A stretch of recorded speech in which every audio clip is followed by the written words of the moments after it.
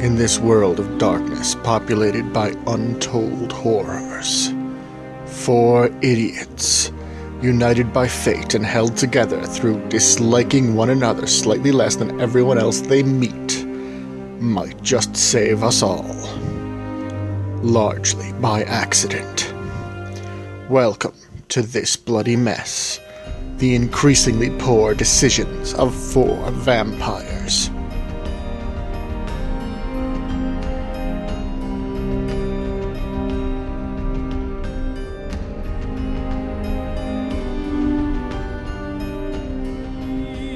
Onward we go. You awaken for the third time, and by the third I mean many, many more than third times, because you are several hundred years old. Oh, God. You are in a decrepit trailer smelling vaguely of urine, which is impressive as you don't need to urinate. All helps with the image. There is... Gotten a few hobos to piss in here. Quite frankly, it's probably the animals that you frequently keep company with. Them too, but hobos too. Gotta once in a while pick up a transient and, drink them. So you awaken in your trailer in the middle of the desert, looking around. Everything seems normal, except... Oh, God. Everything seems normal. I've been walking around, getting ready for my nightly broadcast, or at least 3 times a week broadcast. Alright. You do so, making the preparations with your makeshift radio station. You still notice nothing wrong, or at least nothing out of the ordinary. Of course not. I start the broadcast off as normal, Hello, this is DJ Badiradir, whatever. I haven't even come up with a radio name yet. Alright, I am going to roll Charisma plus Performance. Oh, good. Something I'm quite good at. 5 for Charisma, 3 per Performance. That's 8 dice total. Let's see how your broadcast goes. 4 successes, no ones, and 2 10s. I believe we ended up going with Smooth Talker for Charisma, so that's 6 successes. Yes. You see, admittedly, you don't really have a ratings thing or anything, but if you did, you'd have some of the highest ratings you've ever done. And tonight's discussion was on Bigfoots in the desert. They are out there.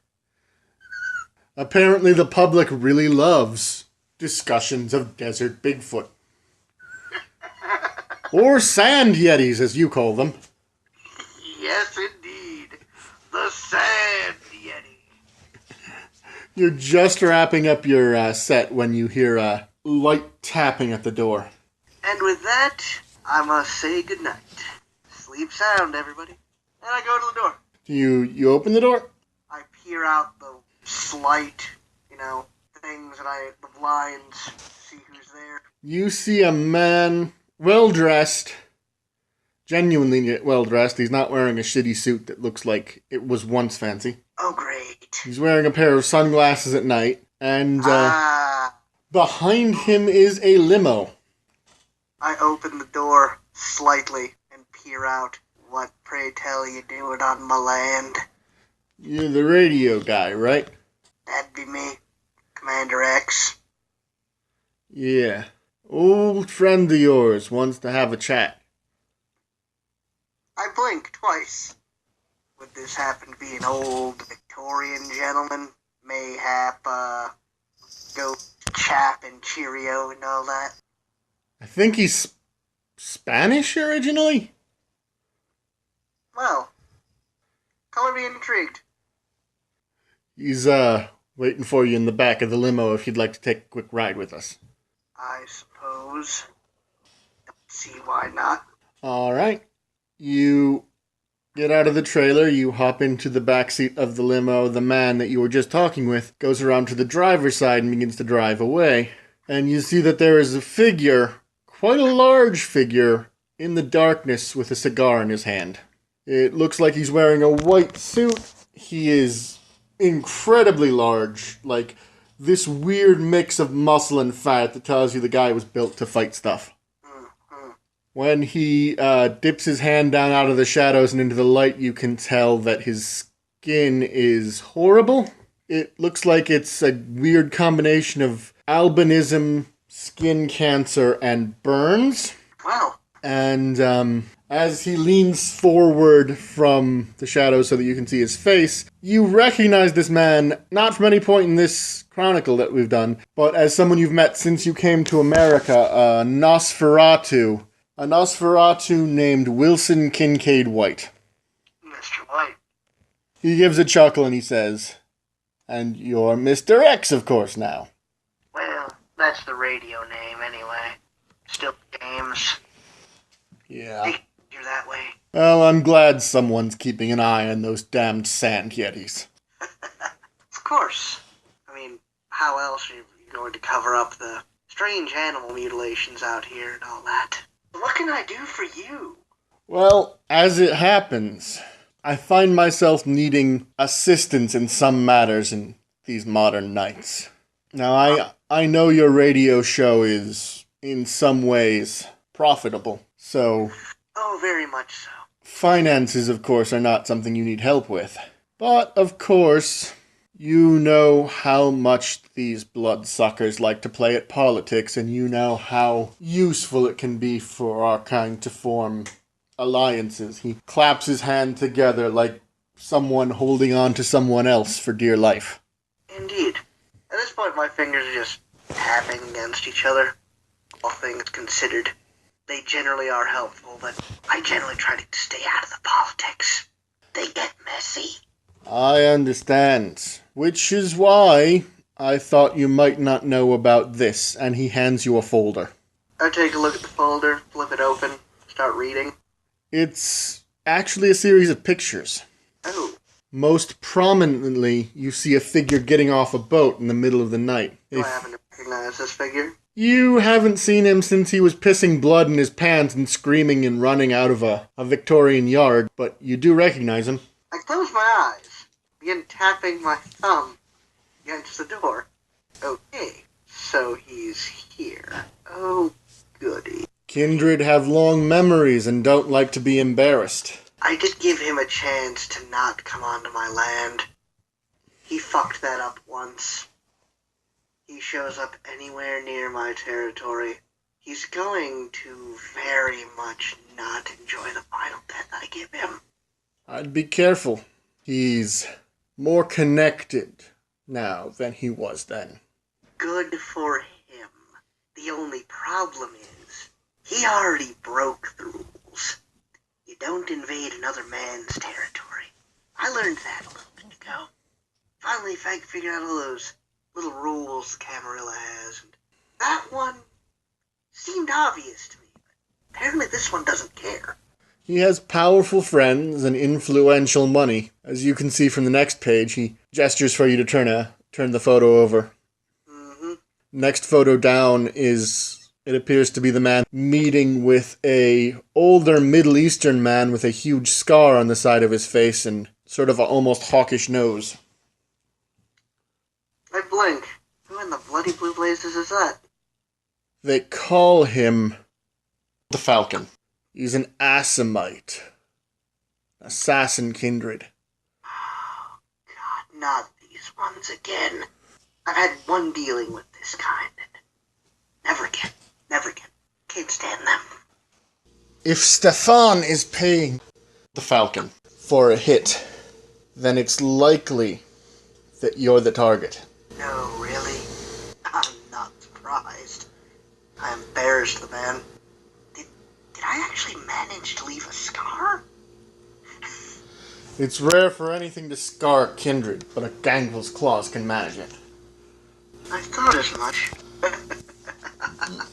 Oh, no wonder he's so angry that... He gestures sort of a cut across his own chest and he says, "Maybe taking the name from the scar you gave him for your radio show was a bit much. Hilarious, but a bit much." True. But honestly, at this point, I'd almost forgotten about him. I figured he'd given up by this point. Well... Burned down my home. Well, for many years I've given to the understanding that he was under the impression that he killed you. Once he found out that that wasn't true, livid, that man.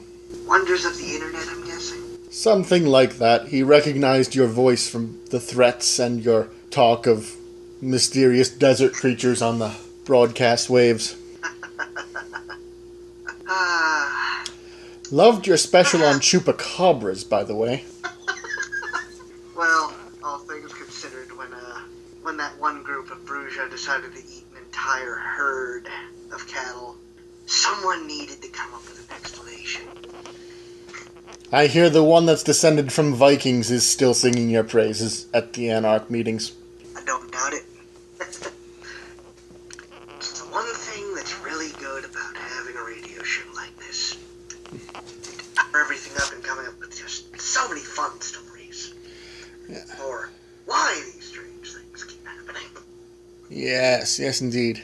In any case, this brings me to the favor I called to ask you about. Yes. I'm given to the understanding that the same assassin who's been called to take you down is also looking for my head on a plate.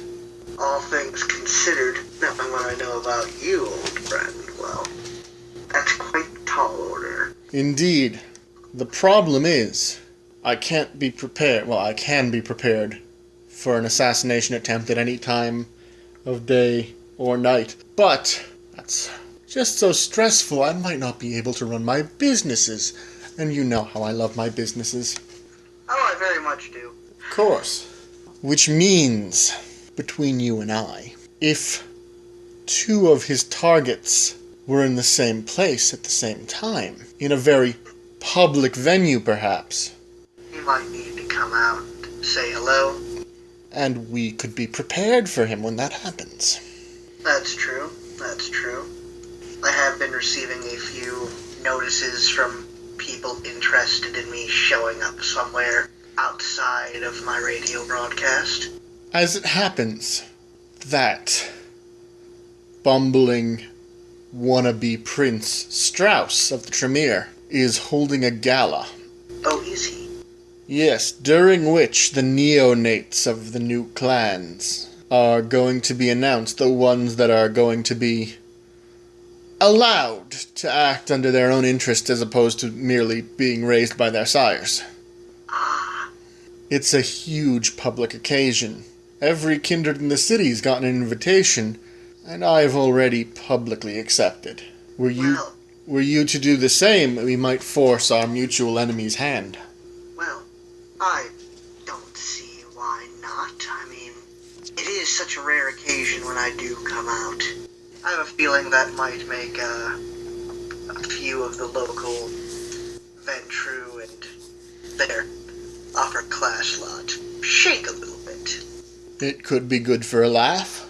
I know they are positively livid when I actually accept the invitations to their little soirees looking like this. He gestures at his horrific face. Personally, I enjoy it. I think it's the Italian tailored suit that really gets to them. Stop getting Nosferatu on the good clothes! Oh, I have missed you. I show up with a few snakes, wrapped around the neck, all very happy. Ah, the Alice Cooper. I bet. Yes, indeed. But yes, I have a feeling that will be not only most entertaining if I were to publicly accept, but as well to have a little look at the new blood coming in to these nights. I've met a few of them. How do you know? Fenimore finally had a child. Oh, did they? Yes, you know, that stuck-up Ventru billionaire. Wait, that one. That one. I'm shocked. I legitimately didn't believe he was even ever going to pass on these little gifts. I've heard he's tried before, but this is the first time one's made it this far. Who is it? I must know. I'm afraid I don't know his name yet, but I was there when he was introduced to the prince for the first time, just as that little ceremony of "I exist, please don't kill me." I forget what the Camarilla calls it, but you know, they have so many rituals. It's dreadfully boring. Extremely so. But he's going to be there. He's made it to the point where he's being cut loose to go off on his own. Very fun. Don't know much about the others. Well, I don't mind listening into any possibilities you heard. I mean, all things considered, dealing with one Ventrue, that's fine, but always so concerned when we hear Tremere or something. Good lord. One of those. Toreador, that's the one. I get so many hateful letters about my broadcast from Toreador in the city. I'm surprised some of them can spell. As am I, but then again, what do you expect? So, considering our need to show up at this gala and have announced ourselves publicly, what else might you suggest doing to draw our mutual friend out of hiding? So far, everything I've tried seems to have failed. He's been picking his battles very carefully. Though, to be fair, I've been a bit obvious about my attempts to draw him out so far in the hopes that a more subtle maneuver like this might actually manage to make it work. I've tried having Stone follow him around, but... Stone. Remind me again. Just one of my followers. I don't know if you actually met him. Quite a big one. No, I don't believe I do remember. I'm sure if you come along on this, you'll meet him soon enough. Most likely. Anyway, if you wish, I can arrange to have my limo driver come to pick you up for the gala, or if you prefer to come yourself, it might be more discreet. Oh, I'm sure discreet is one word to describe it. Though, admittedly, when I do show up, I'm going to make quite the scene, as it were. I don't go to these galas very often, after all.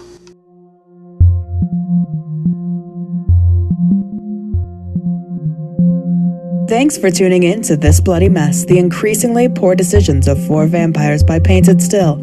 If you like this video, give it a like, consider subscribing to our channel. If you want to support our content, we have a Patreon, link is in the description.